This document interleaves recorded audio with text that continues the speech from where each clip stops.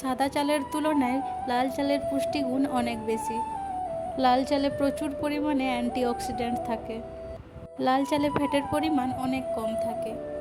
নিয়মিত লাল চাল খেলে বেশ কিছু রোগ থেকে মুক্তি পাওয়া যায়। এই যে তোমরা দেখলে ব্রাউন রাইস, এটা আমি জেপ্টো থেকে অর্ডার করেছিলাম। 1 কিলো ছিল, এটা 125 টাকার মতো দাম নিয়েছিল। লাল চালের একটু দামটা বেশিই নেই সাধারণ চালের থেকে। সো হ্যালো এভরিওয়ান, কেমন আছো তোমরা সবাই? আশা করছি সবাই খুব ভালো আছো। আমিও অনেক ভালো আছি।